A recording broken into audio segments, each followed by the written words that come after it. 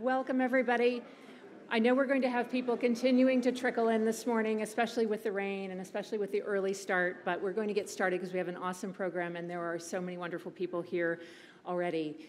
Aloha, welcome, and good morning, everyone. My name is Elizabeth Cousins, the President and CEO of the United Nations Foundation, and we are so pleased to be hosting the 5th annual event celebrating American leadership and leaders advancing the Sustainable Development Goals. This year, we're going to begin with a special opening protocol. So it's my delight to welcome the Kamehameha student delegation from Oahu to this event. We're grateful to you for making the journey to New York. We're looking forward to learning from you, and over to you for our opening protocol.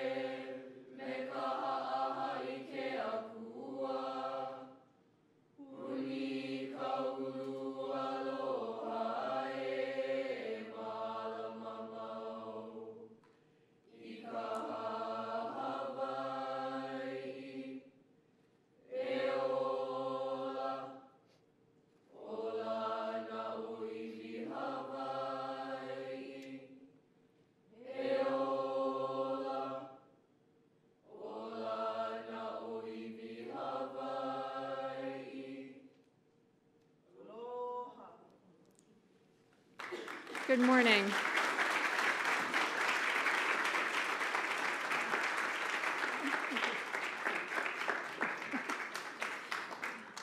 Aloha, good morning. I'm so honored to welcome you all here today to this conversation about American leaders advancing the SDGs and the opportunities for multi-generational leadership and impact. This is the 5th year that the United Nations Foundation and the Brookings Institution Center for Sustainable Development have brought together at UNGA, the world's largest gathering of world leaders, a diverse cross-section of American leaders who are fighting for sustainability and equity in their homes and communities. Every year we have hosted this event, we are humbled by the determination, the ingenuity, and the courage of the leaders who've made time to join us. Every year we feel inspired. But each year we also feel worry over our shoulder, because we see so much leadership and drive in so many communities around the country, and yet we also see pushback, setback, and challenge. Only 12% of the Sustainable Development Goals are on track, yet they speak to the issues that matter the most to people: economic security, a path to education and a good job, or ways to reverse the collision course with nature so that the natural world can continue to sustain us and we it. So we have to do better. If you permit me a moment of nostalgia, I was the U.S. negotiator on the Sustainable Development Goals and targets, which were agreed in a very long process, something called the Open Working Group. And there were ferocious debates and so many different perspectives to reconcile across the 193 countries who were trying to agree on goals that would be meaningful to all of their citizens and countries. Can you imagine? Well, coming from the United States, it was especially important that I was able to show up in those conversations with humility and with openness about the challenges we have here in the United States, then and now. Food insecurity, people in pockets of the country who still lack access to water and energy, mental health challenges, girls and women subject to violence, a lack of equal access to justice. Now, the SDGs, they're at the midpoint. We're halfway. We've got 7 years to go. That's the moment we're marking this week. And we can make tremendous progress. We can accelerate progress in 7 years if we decide to do it.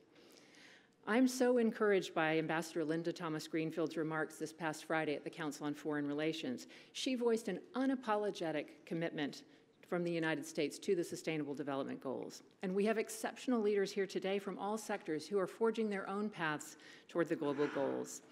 Governor Green of Hawaii, we are so honored that you and the students of Kamehameha Schools and Celeste Connors, who leads Hawaii Local 2030 Hub, that you're all here with us, especially after the traumas you have recently undergone. Hawaii has been such a leader in sustainability and a champion of the SDGs, including mobilizing with other islands globally, and we're thrilled you're here. I'm delighted that White House National Climate Advisor Ali Zaidi is with us to be in conversation with Governor Green. Justin Hansford, you've brought the SDGs into your classroom, and you've used them as an additional lens to understand racial equity or inequity in the country.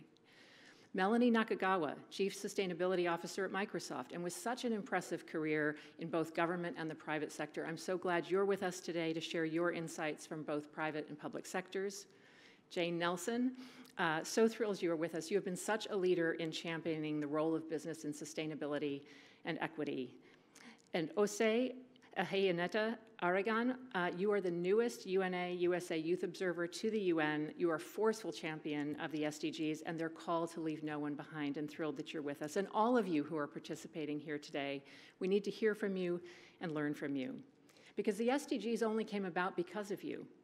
They were negotiated in the most inclusive negotiating process in UN history. And that was because we got them because we listened to scholars, we listened to young people, city leaders, community leaders from around the world. So they're not the UN's goals, they're your goals. And they're our goals. So I hope today, as we mark the midpoint, we'll hear from you about what you're doing in your own communities, what you need from leaders in other quarters to support you in that work, and what is possible if we join forces together. So with that, it is my great pleasure again to welcome you and to hand the baton this morning to Tony Pippa, a very dear friend, a true champion of the SDGs, and our host for the rest of the morning. Tony, you're back there in the wings. I want to thank you for your partnership over the years. Oh, you're right behind me. Okay, even better. He's a ninja for the SDGs. That's what Tony is. All right. Thank you. Thank you.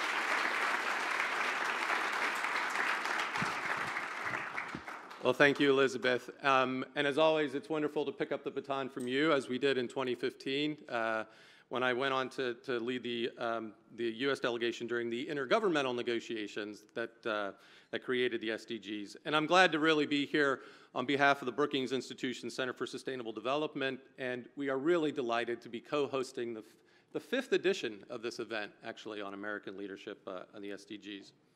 So I want to just reemphasize a couple of points that Elizabeth just talked about. She and I had the pleasure of being in the audience on Saturday for the screening of a documentary about the negotiations that led to the agreement for the Sustainable Development Goals.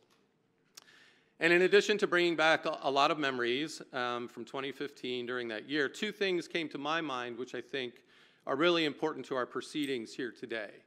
First, as Elizabeth said, these are our goals, and even that process and seeing the negotiations and the interactions with my counterparts, it reminded me the extent to which the SDGs reflect the many things that people care about improving in the world. You know, I sometimes hear the SDGs described as a top-down agenda. In fact, I had somebody on social media describe it to me that way just yesterday. And I think people often make that characterization because they were agreed here at the United Nations.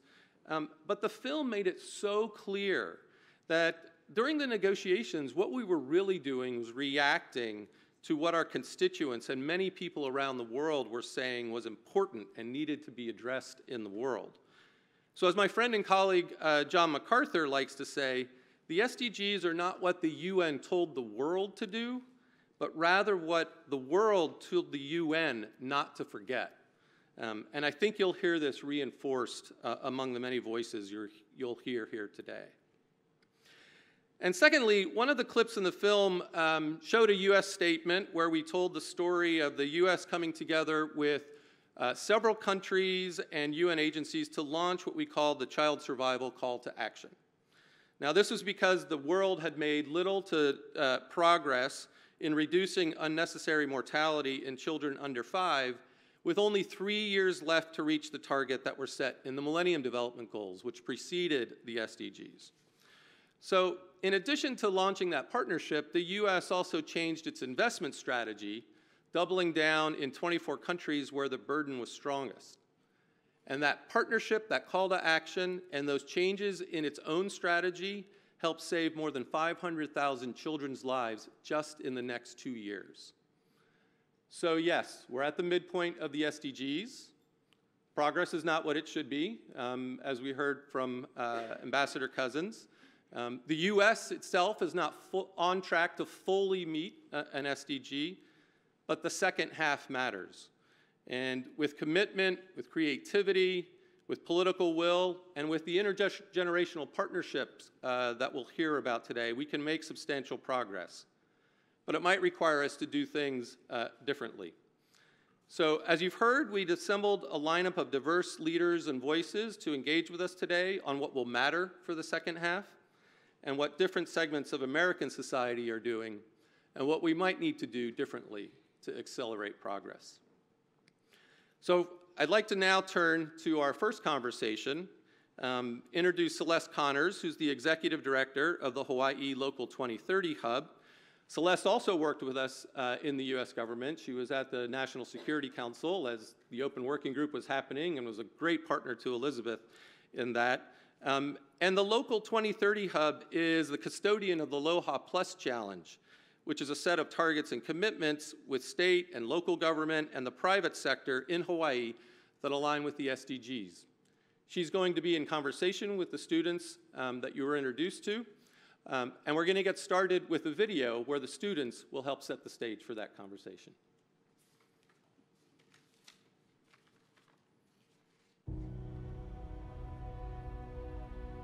Our values, culture, and indigenous knowledge have strengthened Hawaii and its people for 1,000 years. Our kupuna sustained our islands and natural resources by maintaining a balanced system focused on caring for the Aina.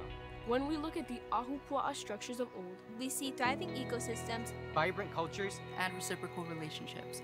A'ohe hana nui ke alu'ia.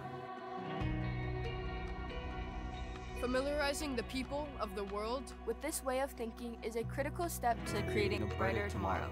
The future of Hawaii and island Earth depends on it.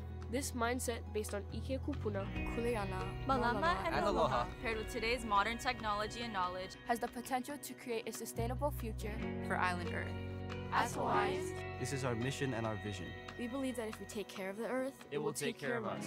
And if we take care of each other, the world will be a richer and fairer place for everyone. When we think of the Aloha Plus Challenge, we think of the world. The Sustainable Development Goals hope to achieve. It paints a picture of what we've accomplished and what we must work to create. War, hunger, violence, racism, inequality are starting to seep into the minds of everyone, especially the youth. It shouldn't be normal for a young child to hear about a war and think nothing of it. It shouldn't be normal for a teenager to watch the news and not be affected by the pain of others. We want our children to be future servant leaders. Be educated, compassionate, healthy, and thrive. We want to take them to our favorite beaches without having to dodge plastic on the sand. We see a planet empty of poverty and starvation. We see a world that puts the needs of the community over the interests of business. We see equality and equal opportunities as the norm rather than the exception. We visualize the future for Hawaii and island Earth, where we aren't harmed by the effects of climate change, because we took steps to fight it now. The future has limitless possibilities. But our current values and lifestyle will not preserve our planet for future generations. We cannot put off changing things any longer. We refuse to stand idle while 2030 looms closer and closer.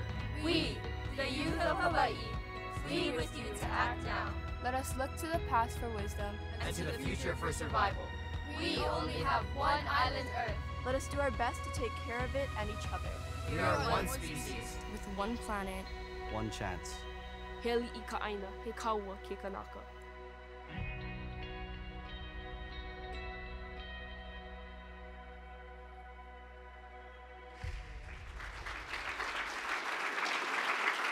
Thank you for that inspiration. Celeste, I'll turn it over to you. Aloha. So in Hawaii, we have a term called chicken skin, which is kind of like goosebumps. I get chicken skin every time I watch that video. And we're so delighted to have the actual stars of that video here today. I'm going to keep my remarks brief because we're going to talk story. But I do want to say that I'm so delighted to be here. This is about American leaders, and we have leaders at all levels of our community, our academia. We have Carnegie Mellon students here. We have our Hawaii students here. We have our governor, our mayor, our current leaders in the White House. And I do want to say that we're among friends.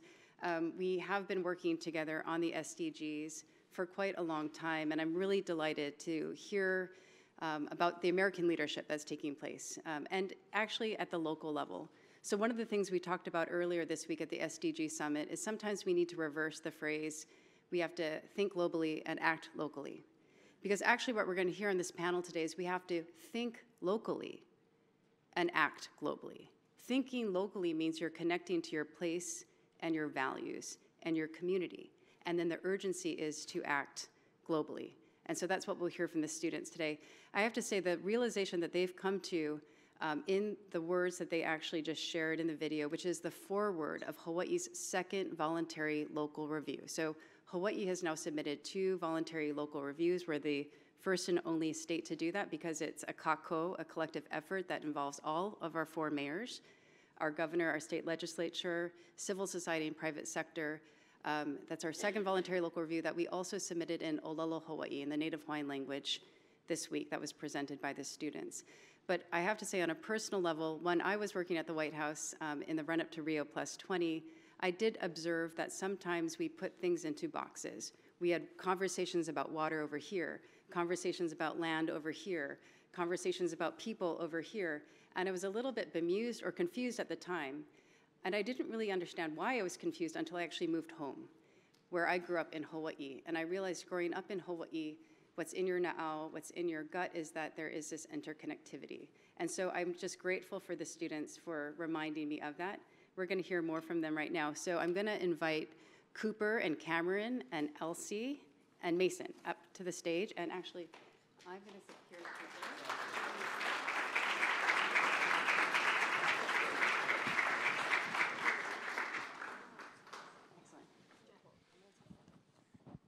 Okay, so aloha, guys. How are you feeling?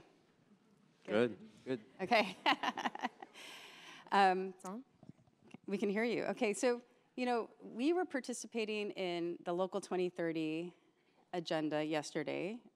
We were over actually at UN headquarters. I'm going to turn to you first, Cameron. Can you tell us a little bit about what you were doing over there across the street, I guess, and some of the things that you were talking about? Yeah, thanks for asking. We had the opportunity to go to the United Nations and attend the high-level impact meeting. And during that meeting, it was mentioned that there were 2,662 days until 2030, 2,661 today, till the tipping point.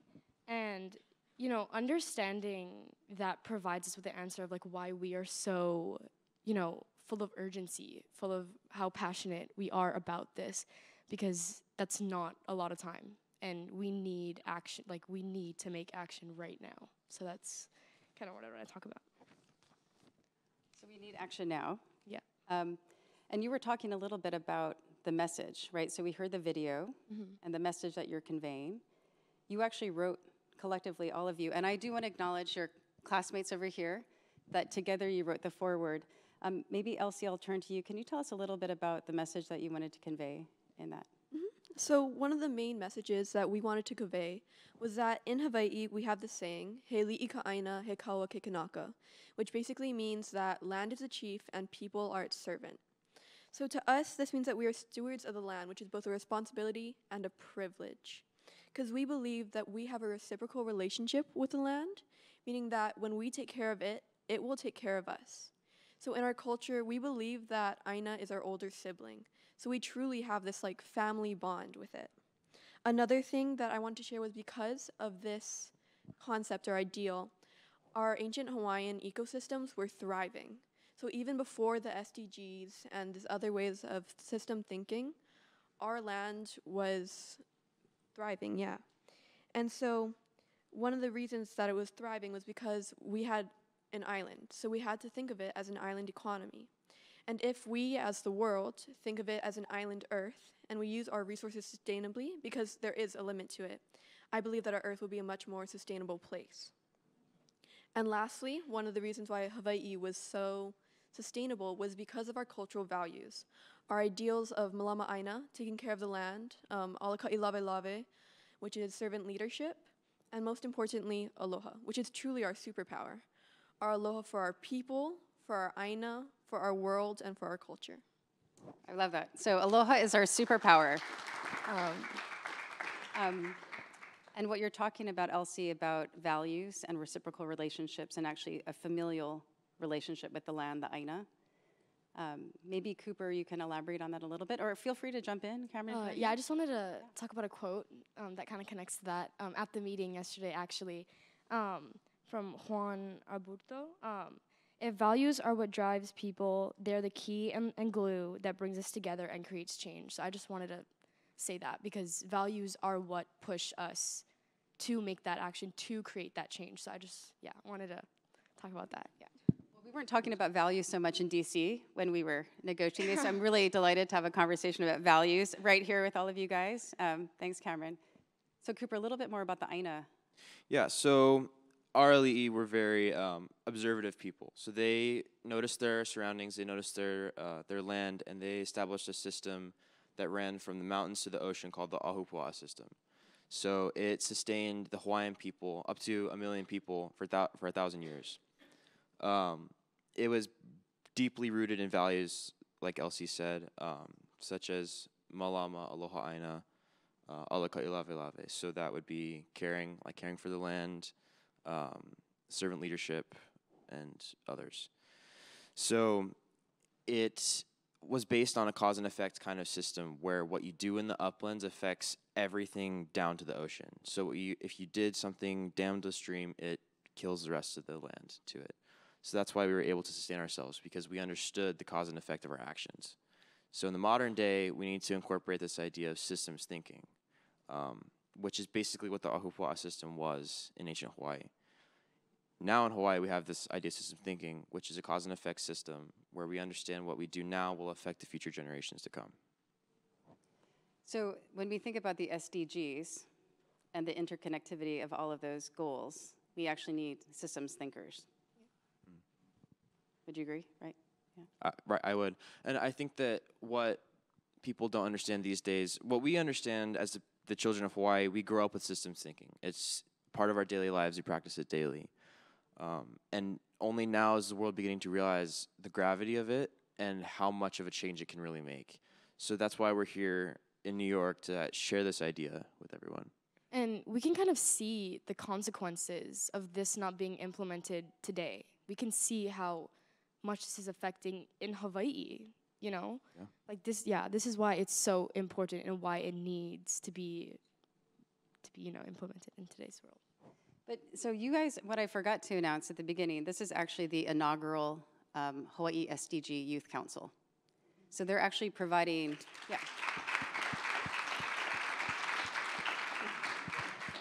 So they're providing guidance, or mana'o, as we'd say, not just to us, the hub, but to our mayors, to our governor, about how we're going to implement the voluntary local review that we're measuring.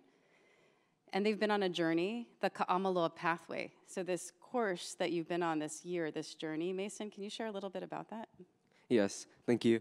So the Ka'amaloa pathway, in our opinion, is a journey from the Lo'ikalo to the UN. And if you don't know, the Lo'ikalo is a traditional way of agriculture. So when the water from the mountains come through the land into the ocean, the water goes through the lo'i and it grows kalo, which is a very, very, very, very healthy plant that sustained our kupuna, our ancestors. And from the lo'i, which is a traditional Hawaiian way of thinking, to the United Nations, we believe that through servant leadership, through Alaka'i Lave Lave, and through the ike kupuna, the ancestral knowledge of our past, we can make change in our world today. And especially as youth, young people in this today's chaos world, we know that we know that we can make a difference, and we know that we should have a seat at the table. We know that we have a voice, and that we definitely have a unique perspective compared to other generations. And I believe that through this pathway, many students should look from this perspective, and that they should go through this course, because as they develop that perspective and that understanding, then they could develop this world in a better way and in a better perspective. And if we all have this way of thinking, of using the past knowledge to affect future decisions, then we can make this world a better place for all. Awesome, thanks so much, Mason. I actually do want to note that we've got leaders here in the audience, and we're going to hear from them shortly, but I do want to ask you guys, they're listening right now.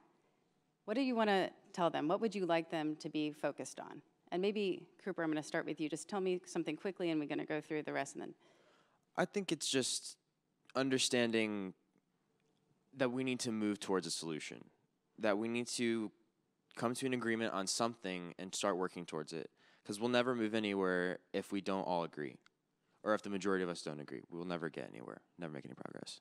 Put you guys on the spot too. We're just going to move through because we got to get. But so tell me, what do you want these guys to hear, Cameron? Yeah, you know, being given this opportunity to be on a youth delegation and really share our ideas, being kind of put up to kind of like radiate our voices to everybody, having that opportunity, I think, should be shared with other islands, other nations, other places, because that is so important. And we talk so much about youth empowerment. We need to be, you know, striving towards youth voices, sharing youth voices. So I think that's a really good way of, you know, radiating what we have to say, creating different, you know, youth delegations across the nation, across the world. But yeah. Yeah, so kind of going off of Cameron, there was a statistic, I couldn't find it because there's no internet in the green room, but it basically said that a small fraction of youth actually believe that they can make a difference in our world. They don't believe that they will be listened to or that their knowledge is valued. And so I think that youth really should have this voice, this opportunity to stand up, to voice their opinions, because we're the ones that will have to deal with the consequences of your actions. So we should get a say in what happens and how it happens. Well said. Mason. I just want to share a message that all voices should be heard and be at the table, especially the youth and for those in need. In today's world especially, it really saddens me and hurts me that there are billions of people that do not have the life that we have. As like we're sitting in AC right now in comfy chairs, and there are billions of people around the world that do not even have the opportunity to come, to have the freedom that we have, to have the clean water that we have, to have the good food that we have, and to even have the basic necessities of life that we have. And I believe that if we look from all perspectives, and if we humble ourselves, and if we make sure that every voice is heard, then we can definitely make sure that the world is better for all people, not just us. Well, yeah.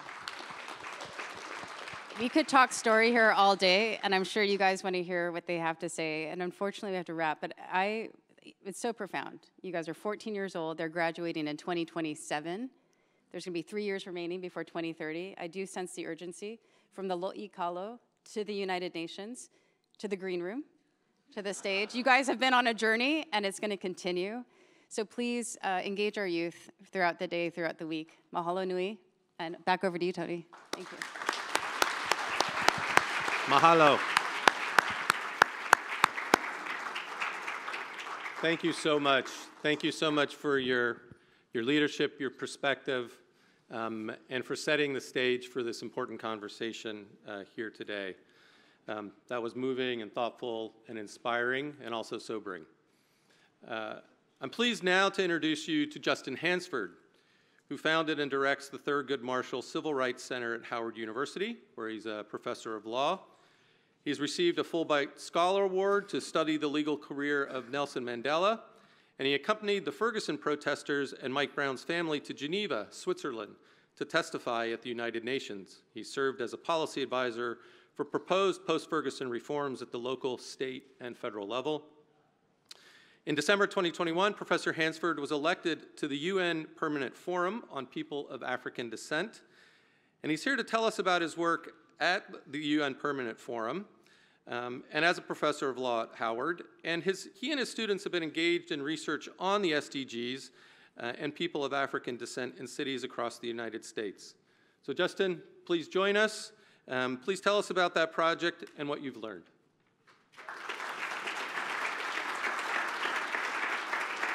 Thank you for being here. Thank you. Good morning. So about 3 years ago in May of 2020, some of you may have taken to the streets to protest police brutality. I know that myself, I was out there, as many of you were, and we were energized to support the movement for racial justice in the aftermath of the killing of George Floyd. The United Nations responded to that energy in a number of ways. One of the ways was the push for the creation of the UN Permanent Forum on People of African Descent. This is a body designed specifically to address issues that impact people of African descent around the world, including helping to achieve the UN Sustainable Development Goals. Now, myself, I am a professor at Howard University, so my day job continues to be teaching students. And as I was lucky enough to be elected to that body, I still had to do my work full time, and I had to find a way to integrate that work into my work at Howard. So what I was able to do in the spring of 2022 was begin the process of integrating the work of the Permanent Forum into my work as a professor at Howard University. One of the mandates of my work includes obtaining disaggregated data on people of African descent. Many of you may remember from the discussions after the killing of George Floyd that the data we keep on core issues that affect our communities, like police brutality, are in disarray. Unfortunately, we can know more about how much rainfall there is in a rural place in Oklahoma than how many people are killed by police every year in the United States.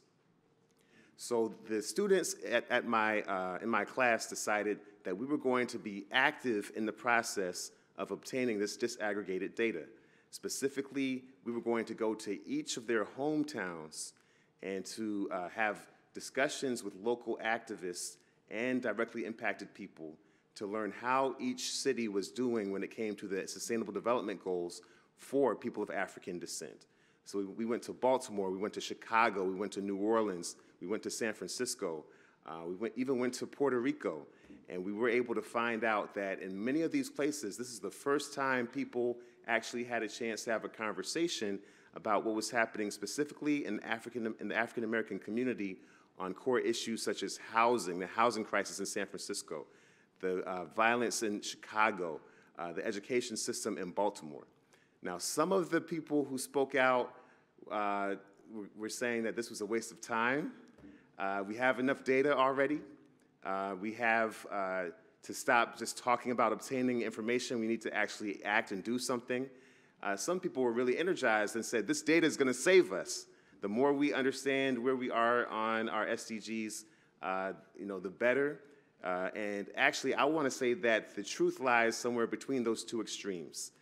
We don't have enough data, but data won't save us. Data is a tool, and the Sustainable Development Goals, I believe, can be transformed into a tool for racial justice if we begin to use the evidence that we accumulate through the SDG process to advocate for sustainable structural change.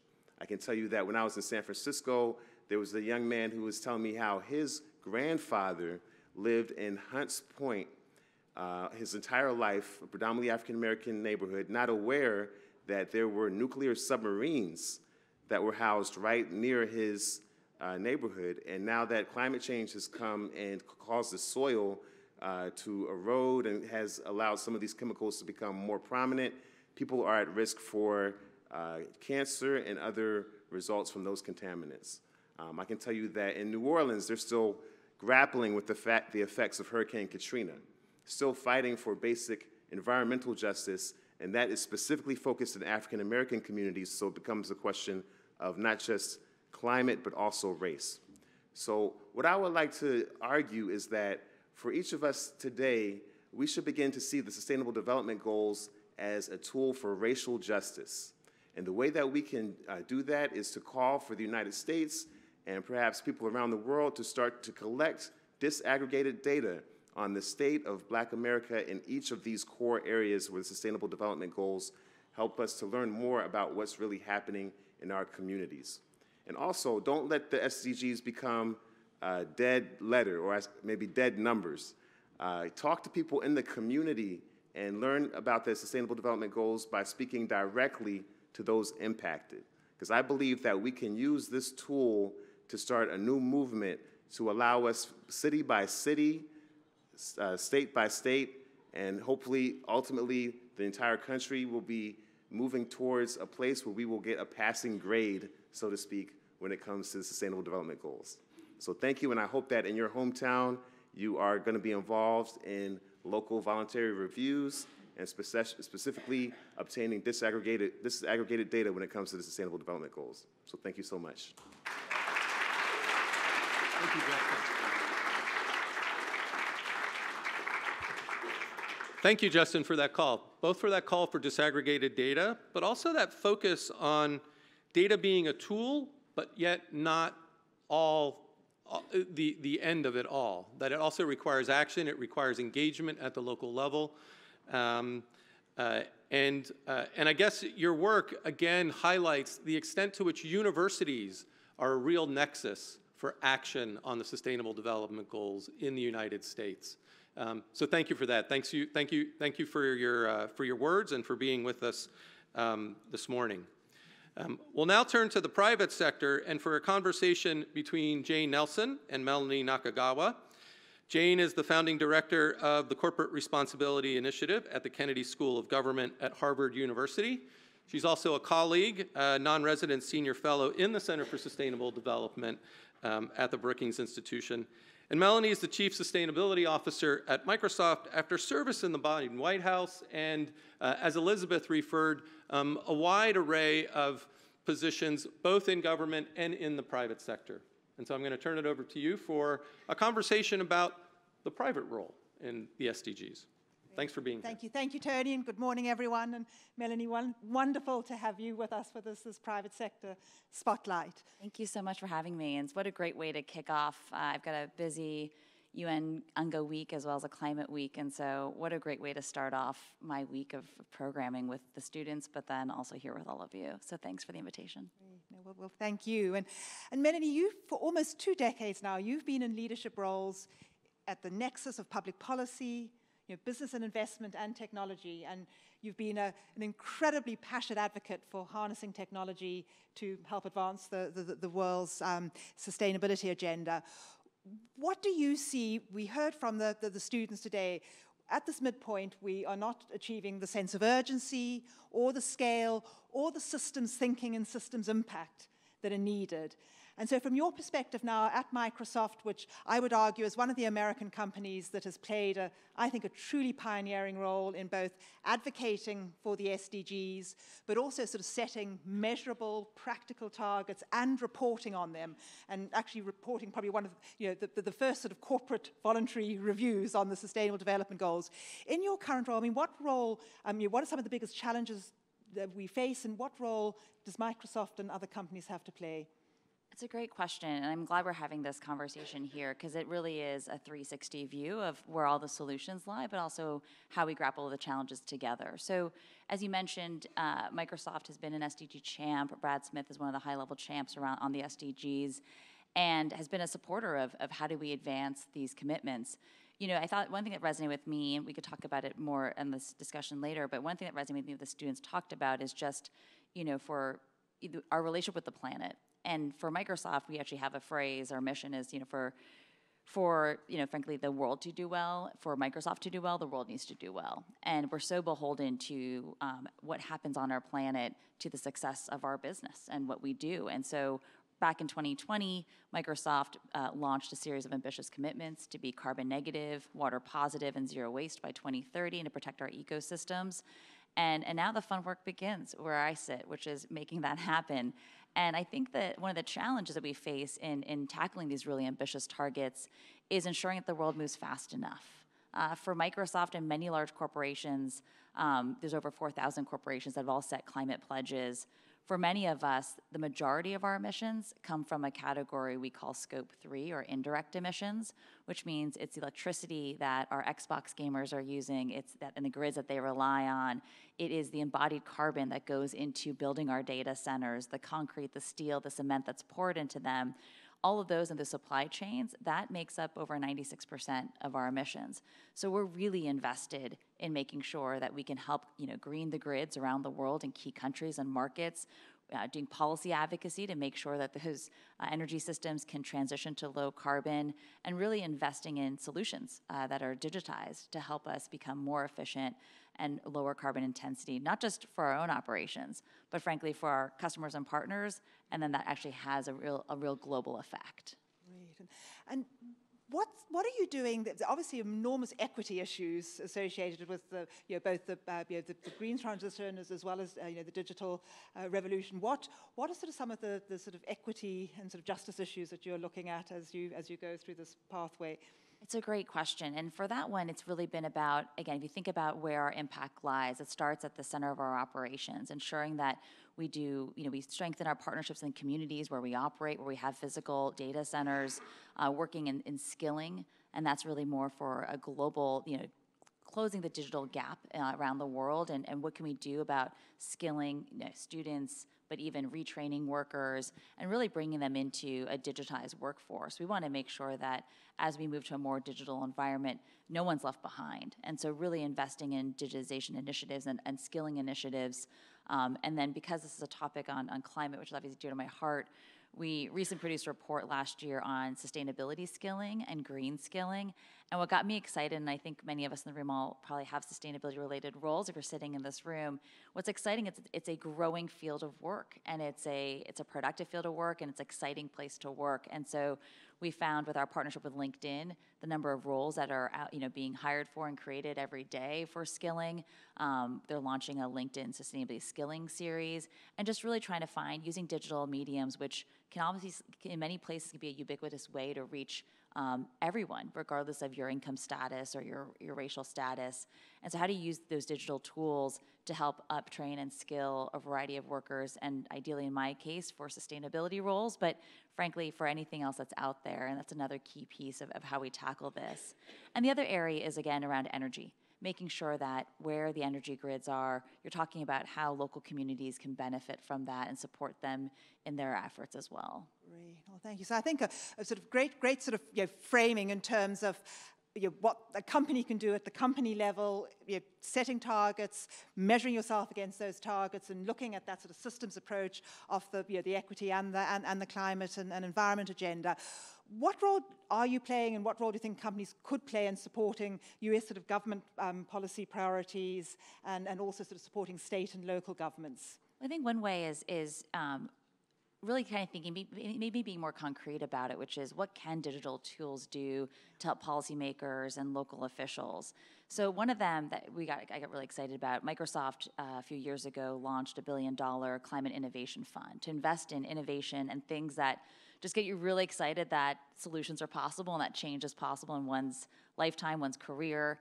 And one of the companies we invested in was called Fido Technologies, and it is it's an artificial intelligence and deep learning software solution that's helping utilities in cities detect leaks in their water system. Why that matters? The stat right now is 30% of water is lost to leaks or theft. And obviously, water is a precious resource, and it's one that we really need to think about both on supply and demand. And so Microsoft's working with this company to deploy the software technology among utilities to help them go find these leaks and repair them and take those away. So that's just one example of the role that digital technologies and software technologies can play in advancing another SDG, which is the water SDG, which I think is a good example, and getting that into the hands of policymakers. Another one is on, a key thing we're thinking about, how do you get enough clean energy transmission on the grids? Policymakers and government leaders are doing, a lot of work to try to get more deployment of clean energy in their countries, but a key bottleneck is oftentimes the transmission. How do you actually make that happen?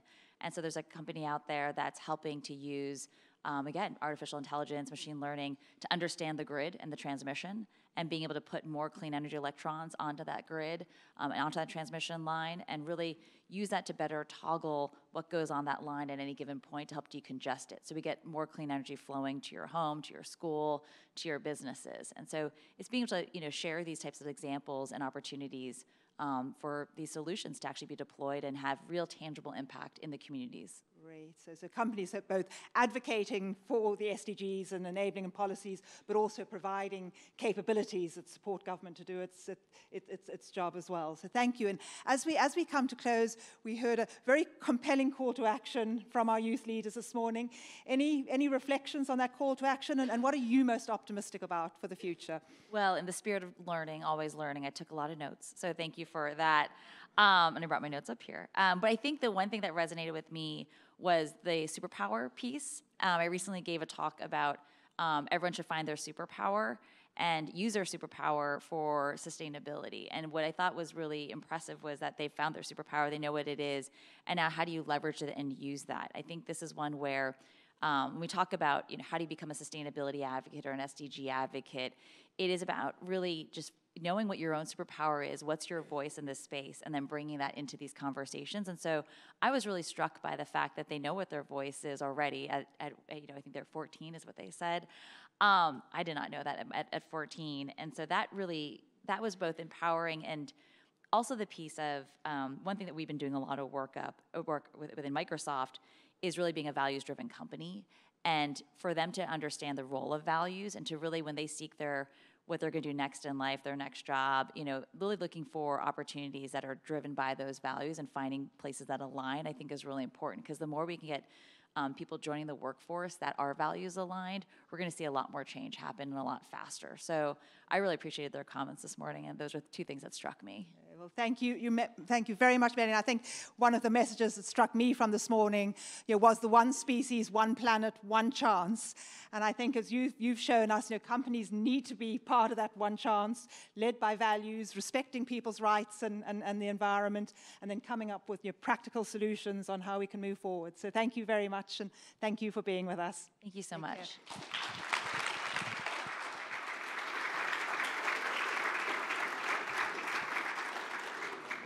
So thanks to both of you, both for that conversation and the work that both of you have been doing to really advance the SDGs and corporate leadership and private leadership on the Sustainable Development Goals. So it's now my pleasure to welcome to the stage two leaders that we're going to sit down for a conversation. Governor Josh Green, who's the 9th governor of Hawaii. He's also a physician, and before becoming governor had served in both the State House and the State Senate in Hawaii. And he'll be joined by Ali Zaidi, who's the National Climate Advisor, who also has experience at the state level. He was the New York Deputy Secretary of Energy and Environment and the chair of New York State's climate policy. So gentlemen, please join me on stage. And a round of applause.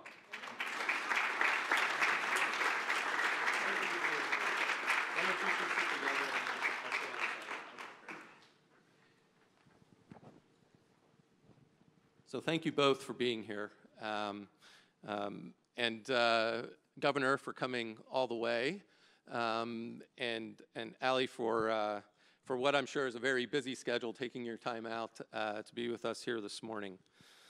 And Governor, I want to start with you. We witnessed a real tragedy.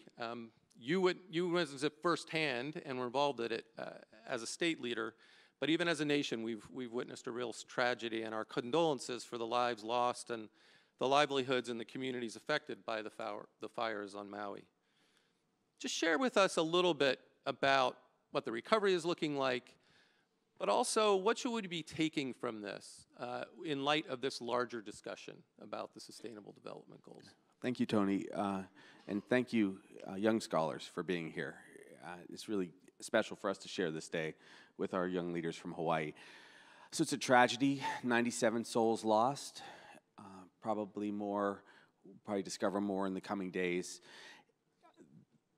It's hard to describe because For us, it's a personal tragedy in our home, a very small state compared to many, a state that has the capacity to lead the world and show the world the great things, as was very eloquently described, the concepts of ahupua'a, the concepts of a truly sustainable world, something that was achieved. And then, as someone said, today's chaos in the panel, which exists now. That is so real. That's what we witnessed on Maui, in Lahaina. On the day a fire raged through. And fires happen so many places, so many days now. We know that. Greece, Canada, Western United States. But in our case, we witnessed climate change absolutely in full force with, yes, our own human failures, yes, with our own human heroic moments. But a fire came through with hurricane force winds, 74 miles an hour on the tail end of a hurricane in the driest part of our state, and in 17 minutes took out a whole community, displaced 12,000 people, destroyed $6 billion worth of property, and I'll end where I started, took the lives of 97 human beings. And what I believe we have to share is it now has come to every corner of the world. Hawaii is the most isolated landmass on the planet, and if that's not enough to show that climate change has to be dealt with and has to be addressed head on through the SDGs, through the work that we do, then I don't know what is. And one last talking point that people should know, in the years from 1953 to 2003, we had 6 fire emergencies in Hawaii. In the month of August 2023, we had 6 fire emergencies in Hawaii. So I hope the world is watching and listening to me and to these young people and to Celeste and to you, because if we don't, there's going to be a crisis everywhere. So talk to me a little bit about what you would say about how the collective efforts in Hawaii on the SDGs and what we heard from Celeste and the students and the groundwork that's laid through the Aloha Plus Challenge. How is that contributing to the response to the wildfires and how you're thinking about where you move forward from here? Well, I'm grateful to all of the people that have actually taken up the charge. So, as you know, there is a push and pull in the world. Not speaking just about the corporate world versus the non-corporate world, or the politically conservative versus the liberal world. I'm talking about there's just this tension out there, and so when someone takes up the mantle and looks at data, so we want the whole country to do what Celeste and the Green Growth folks and the Aloha Challenge have done. We want them to all take on this approach to look at real numbers, real data, and be able to kind of compel all of us to be sensible about solutions in the future. My feeling is if you have good data and you work toward data and you embed it in community, then you're going to win. You're going to actually get something done. Now, I also love data because it forces people to have an honest moment. A lot of times we don't have honest moments in government, in politics, in economies. And you know how I know that? Because 90% of the world is poor still. It's just not honest. It's not honest that we're going to take on these challenges as long as we allow that many people to suffer this much. And so I think that the work that Celeste put into motion with all these great people actually can make us be honest. And I suspect the reason that everyone hasn't adopted this kind of approach is because it's tough to be honest when this many people are vulnerable. So that's just my sense, right? I've had a weird ride. I was a National Health Service guy in the most rural, poorest part of Hawaii. So I saw what goes on, and it still goes on. And now I'm the governor of Hawaii, and I have the honor to get to see it from that other perspective. And looking through the hourglass either way, it looks the same. People are suffering. Well, thanks, and thanks for that call to be honest. And just to remind people and give them context, the Aloha Plus Challenge, just Google it.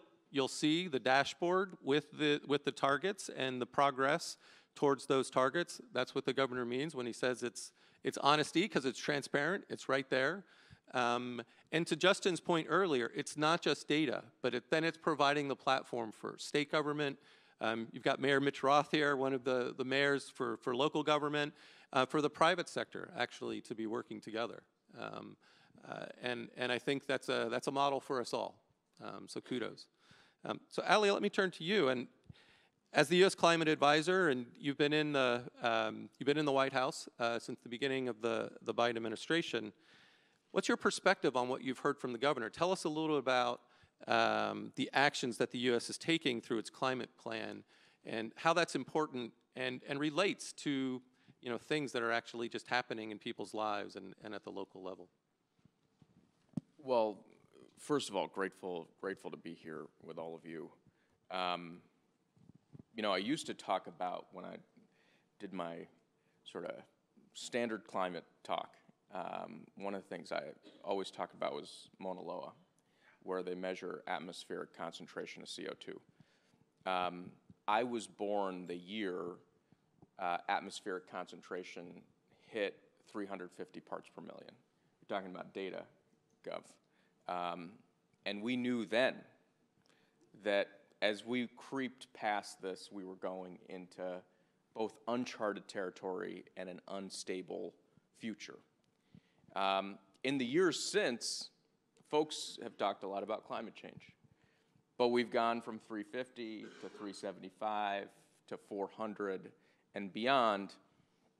And I think for this entire period, folks haven't stood idle. There's been development of technology. People have come together around solutions on the ground.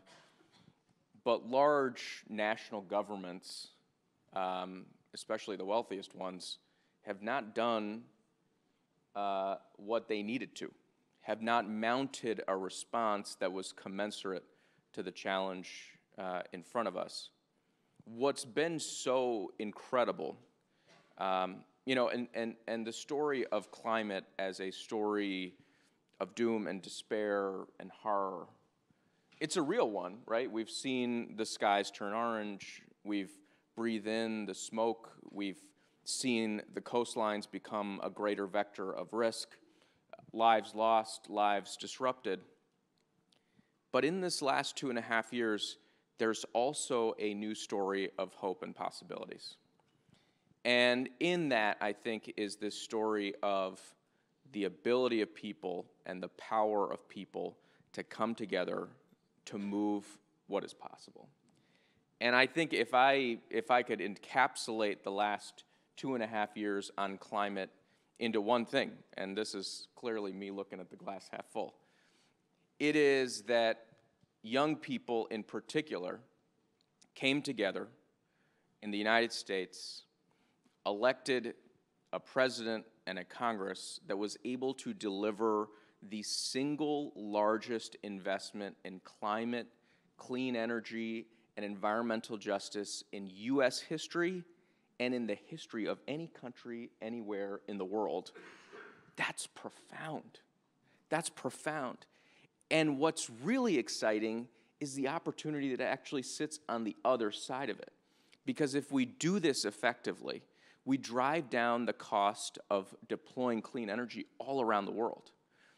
There's been analysis that's done that says every ton of emissions we reduce here in the United States, thanks to the Inflation Reduction Act, if we do it right, could drive emissions reductions of 2 or 3 tons around the world, just because of the downward pressure we put on costs.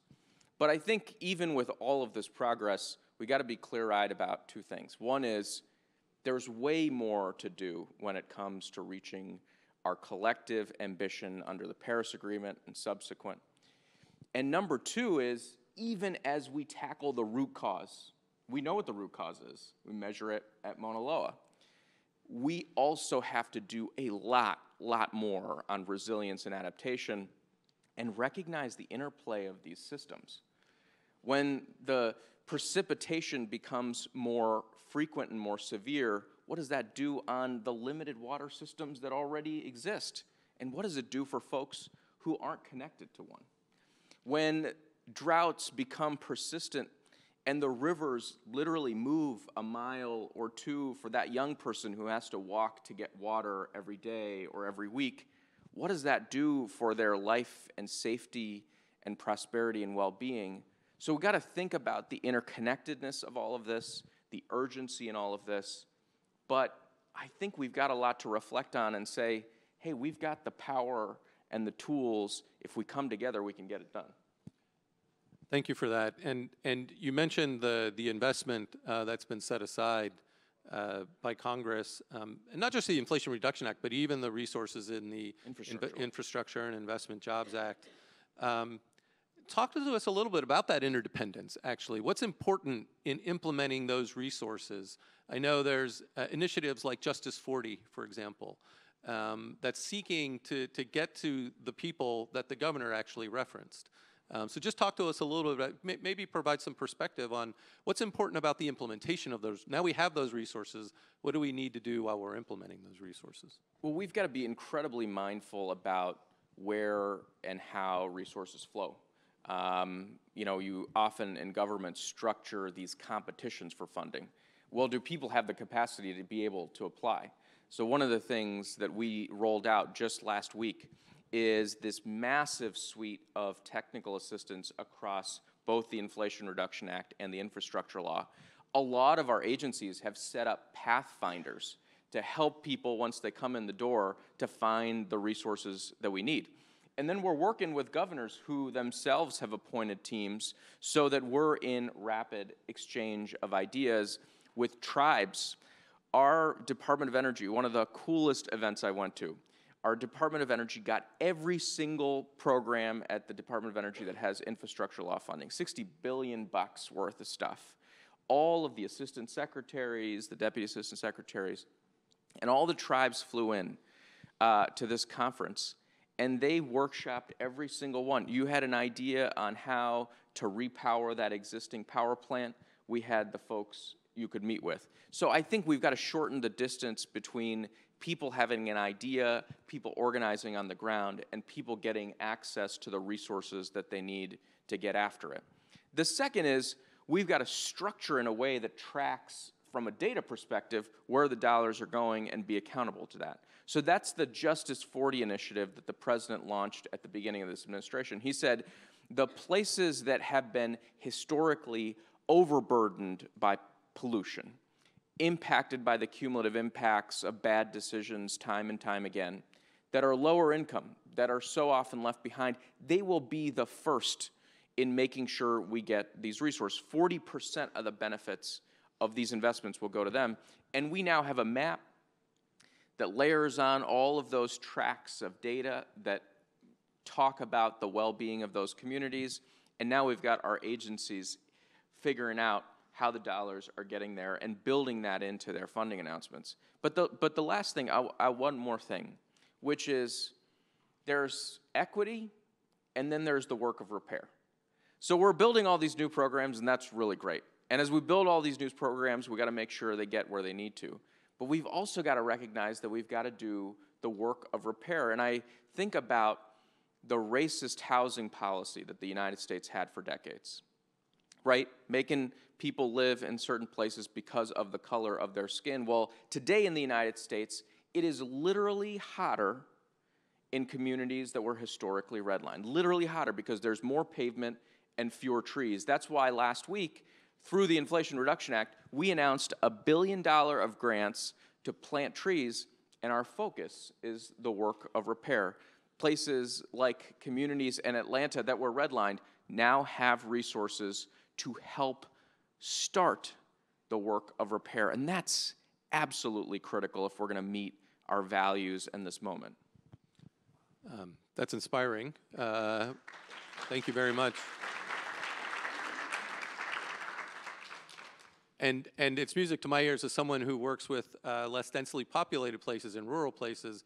It's music to hear about the technical assistance and even the transparency about where the money goes. So Governor, let me turn to you. And you know, as a local leader, as a statewide leader, like you weren't part of creating these SDGs, right? Like national government, that was, you know, Elizabeth and I at the General Assembly negotiating on behalf of the United States. But you have some agency, so I would love to hear about some ideas about what you can do as a governor and as a statewide leader, but also what the limitations are at the local level, and how we should be thinking about that and what that might mean for the federal government as well. Sure. So there's so many things to comment on, to think about. These changes have to happen, as you know, at the local level, and they are magnificent. I mean, the SDGs are excellent, and the resources that has been appropriated are extraordinary. I mean, just so everyone knows, this is an era where what President Biden and their teams have done is absolutely mind-blowing in a positive way. Now, here are some of the challenges. The pendulum keeps swinging, right? And so the pendulum swings one way and we do the right thing, and sometimes it swings the other way and it shuts off. And we don't get to work on things for 4 years because people stop talking about it. I've been in and around, I was a physician the whole time, but I was in and around government since '04, in the House and Senate and all that. And there are eras where we're doing the right thing and everyone's trying hard at the federal level, and then bam, it hits you and it's just gone, ghosted for a period of time. And then we have to start again.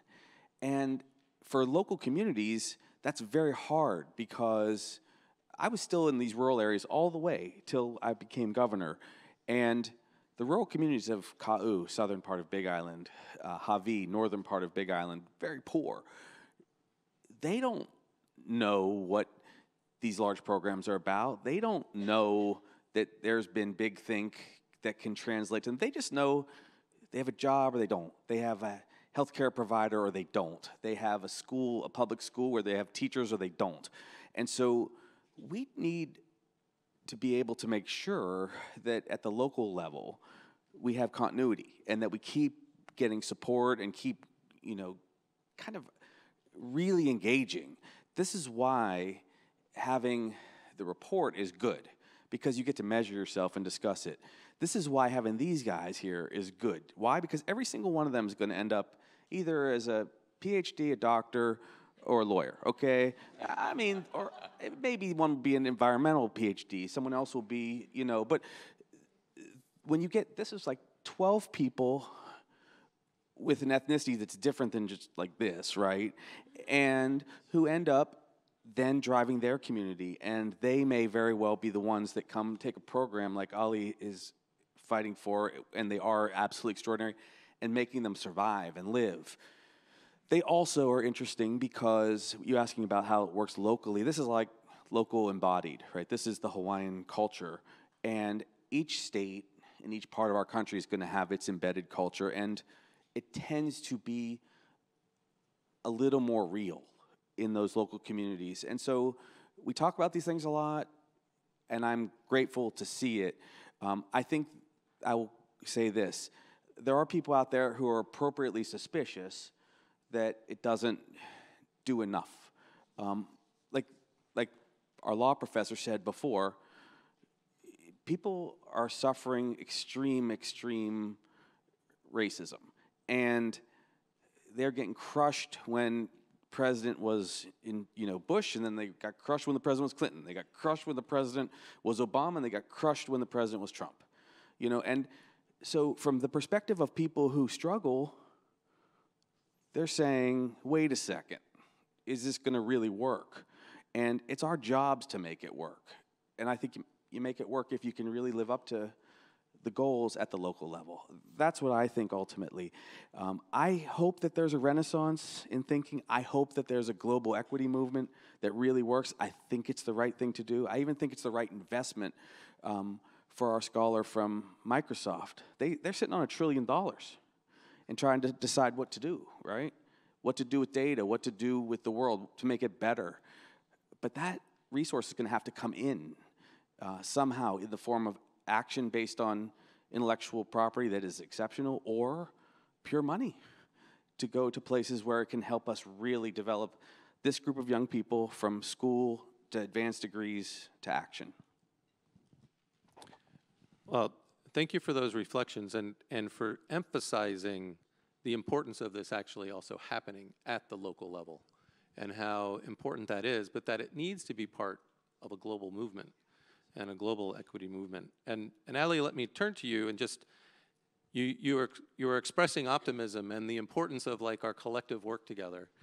And we've heard a lot of perspectives from our youth leadership this morning, and the governor's pointed out the importance of equity, and even you were talking about repair. We're in a politically polarized situation in the United States. Like, how do we ensure that this is a unifying agenda? I mean, I work in rural communities. The governor's been in rural communities. I hear about stewardship and conservation all the time. How do we bring more collectiveness around this and bridge and make sure that this is a unifying agenda rather than a polarizing agenda? Would love your thoughts on that. We all share in the challenge, right? Hurricanes don't swerve because you live in a red district or a blue one. Wildfires don't pick and choose your home based on who you voted for. So the challenge, I think, is ubiquitous, and I think it's felt by everybody. The question is, will the solutions be ones that lift everybody up? And will folks recognize what is driving the improved quality of life that they experience? So I think the strategy is pretty simple, and it's the strategy that the president has pursued, and I think that the governor has, lifted up and scaled up in the state of Hawaii. And that is to make sure that the good of clean energy reaches every household, that everybody is able to unlock and benefit from that. And we could talk about that as an abstract concept, but let me be very specific. So when we passed these historic bills, we made sure that part of it included the largest investment in rural electrification in the United States since the New Deal. That's big. So that means this is not just for folks who live in the big cities, it belongs to everybody in every single zip code. When we think about putting rooftop solar on, right, it's very easy to think, oh, that's a good solution. But what if you don't own your house or have access to your roof? So we created a program called Solar for All, $7 billion, that's specifically focused on community solar, on multifamily housing. So the benefits from that low-cost distributed power can accrue to people who maybe don't own their home. When the president went out to try to get tax credits for electric vehicles, what had been done all across the country, around the world, was this idea of creating some sort of incentive for new vehicles. And we got that, $7,500. But for the first time, we now have a $4,000 credit for used vehicles. Because for so many people, that's going to be their first, maybe their second, maybe their third car. Maybe that's the only one they'll ever be able to afford. So we have to make sure that if that's the economic decision that they're making, they still can benefit from not having to go to the pump. And then it's about lifting up people into new jobs. I'll just give you a few examples. Dalton, Georgia, used to be the sofa-making capital of the world. That industry went away. Economics went away. Now they are the solar manufacturing capital of the world. Weirton, West Virginia, super rural. Steel plant shuttered, took away the jobs. Now it's back making batteries that are being shipped all around the country and around the world. San Juan Generating Station, which drove economic opportunity for rural New Mexico, but also for the Navajo Nation, went away. Now it's being repowered with solar, and those transmission lines are carrying electricity that's clean. That's what it means to bring everybody in, and we've got to fight like heck to do that, because that's what makes this stuff work for the long run. Well, thank you for that, and thank you for pointing out what the important outcomes could be of those transitions, and how important it is for that to be everywhere. And to your point, as you said, hurricanes don't swerve. They don't miss on purpose. So we're coming to the end of our conversation, and I'd like to give each of you some time to reflect on what do you think is like the one transformational action that you would say we need to be taking together as policymakers, as communities, to help the U.S. move closer to achieving the SDGs? And how does it involve, or what would you say to the youth that we've heard today about also how we need to engage them in that action? Well, so first of all, I like what was said about hurricanes and fires, because that's absolutely true. When we had the fire very recently, today's day 41, the whole, the president came and he was just an extraordinarily good human being. And then you had the bipartisan committees come and saw for real. I mean, I have a great disdain for some of the politics in D.C., but at least they were all there with their hearts, trying to see what we went through and what not just the families of the 97 who were lost went through, but the whole community. So it is possible, in spite of the avaricious political environment, to bring people together and, in their hearts, whether it's the Freedom Caucus all the way to the far left, they do see, if you show them, that you have to help people. So that's good. Okay, now to the policy, I think if there's one thing we can do, it's probably got to be extreme taxation equality. It has to we have to finally, once and for all, make sure that people get to have enough resource for themselves if they're not rich, if they are struggling. If you do that, a lot more people will be able to care for their kids, will be able to get educated, and they will rise. They will do way better. I think if I only got to do one thing right now, it would be that, because then a lot more people would be able to go and become environmental leaders and solve the climate crisis. A lot more people will be able to become rural health care providers and deal with that inequity, or build houses for those who are houseless. So I think that's probably the one thing we can do right now. Having said all that, none of it matters if we destroy our planet with global warming. So, it's kind of a which one comes first. Do we get a whole class of people educated forever that are ready to take it on, or do we take it on first and try to save the planet? It's a coin toss. But I like the idea of empowering people and magnifying our capacity to respond. Thank you for that. Ali, what would you say to that? I'm a big believer that when the democratic process works, when our democracy works, we are the engine that can drive the solutions for any challenge that's thrown at us. But that means investing in those institutions. It means investing in information, which is the oxygen through which people in democratic societies make decisions. That means the policies reflect the benefit and the advantage of the people, that they aren't co-opted by the wealthy and the well-connected. And the tax code, I think, is a great example of that.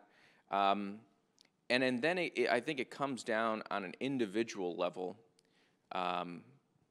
There's all this big sort of systemic part of a healthy democracy. At the individual level, it comes down to fighting cynicism. The same people who propagated climate denial and then climate delay are now propagating climate cynicism. And what they want all of you to think is that you'll show up, you'll pull the lever, you'll get someone in office, and because the progress is imperfect, they want you to think that you don't have power. Because the line forward is not straight, that maybe sometimes it zigs and zags, they want you to give up on your agency to drive progress. And that's the place where you got to say no, where you've got to fight back at those efforts to sow cynicism with hopefulness, with optimism, and with a persistence, because if anything, the last 2.5 years have taught me how powerful young people, when they show up, can be, and we just got to keep at it because the work is very much unfinished. I cannot think of a better note to end on. Thank you very much. And I want to thank both of you, not only for being here, but for leading in very tough situations through tragedy. And both for you both being honest and candid about the challenges, but also inspiring with the optimism that the SDGs provide for us, and to avoid that cynicism trap that you just talked about, Ali. Thank you very much. Thank you, Tony. It's great. Thank you.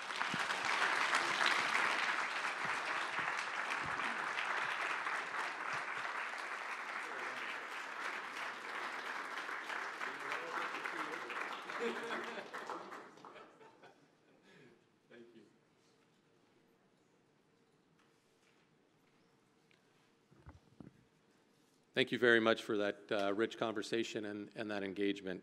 And I'm pleased now to introduce Osei Ehianera Aragan, who is the UNA USA Youth Observer to the UN.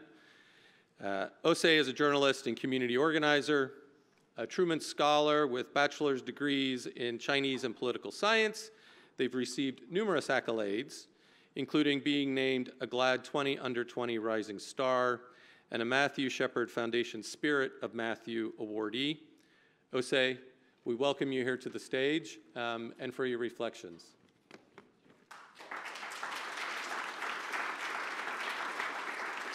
you so much for being here. Tony, thank you for the wonderful introduction.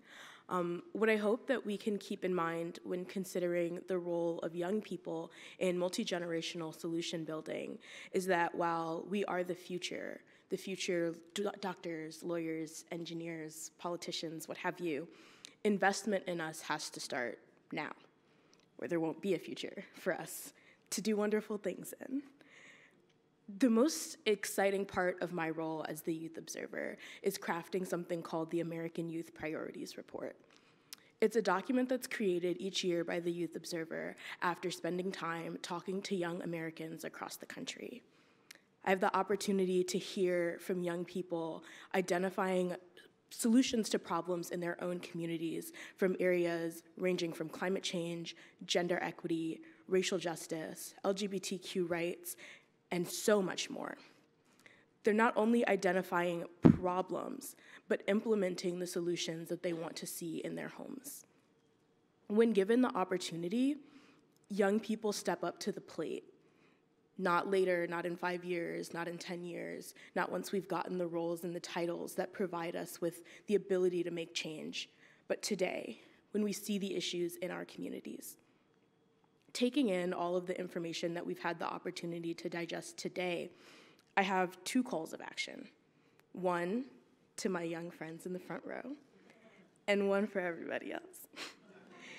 For the young people, the youth activists, the student organizers, I'd like to share with you the advice that I was given in college by a mentor of mine. When you dedicate your life to public service and social justice, you're signing up to run a marathon, the end of which you may not see in your lifetime. But you cannot run a marathon at a sprinter's pace. Essentially, the work is not only important, it is essential to our livelihoods and our survival. But the work cannot be done unless we survive. So I implore you all, rest, enjoy being in college, high school, your friends, prom, all of the things that young people do when they're not saving the world. Please continue to do those in addition to the amazing and wonderful things that you do as young leaders. You're here as a community, not one voice, not one individual person, but a community speaking as one voice. And I hope that that community is something that you're able to take with you not only during your time in high school, but once you leave and go on to change the world in many different areas and sectors. Now for everyone else, you've heard what the young people here have said, the calls of action that our friends in the front row gave to have a solution-oriented mindset, to empower young people, to provide opportunities to youth so that they are part of the solution, so that you listen to the suggestions that are provided to you by those young people. Did I get that all right? Those things are important. And while we're here at UNGA specifically, I implore you to take stock of who is in the spaces that you occupy. It's no longer enough just to have one young person in the room. It's important to understand which youth we are listening to. There's power in empowering the youth that are in our own communities. Not only the superstar, rock star, young people, the youth organizers and advocates that you see in Forbes and Time Magazine, in the New York Times, but the ones in our own towns and our communities that stumble over their words and are still finding their footing, learning how to speak truth to power. It's important that we water that garden, as well as supporting the young people who've established names for themselves. The idea of interdisciplinary, multi-generational, intergenerational solution building means that no one person is going to change the world. But we're all going to change the world because of the power of what one person can do with another young person, another one person, another one person.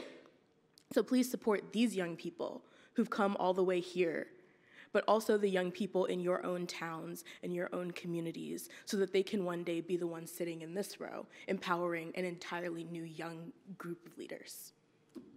Thank you.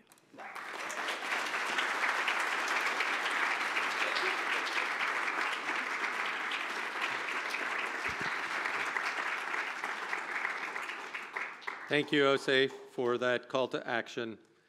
Thanks for all of you for joining us here today and for your own engagement. We've heard urgency, innovation, and commitment this morning from different segments of American society. I think we've heard a clear clarion call to action, especially from our youth. Right now, leaders are starting to convene at the UN to kick off the SDG Summit. And I think we all agree that we need to recommit to what's in those SDGs and actually seek to do things with more urgency and even to do differently to accelerate progress. And it's important that these messages turn into action and accountability as we move forward. But given the diverse and innovative leadership on stage and in the audience today, I think we also need just to seek new ways to collaborate, to lift up the good work being done, and most importantly, to avoid the cynicism trap that I think Ali was just talking about, to remain focused on the goal and on the goals themselves, both here in the US and abroad and across the world. Thanks very much for being here. And I look forward to continuing to work together in the next year and in the next 7 years. Thank you.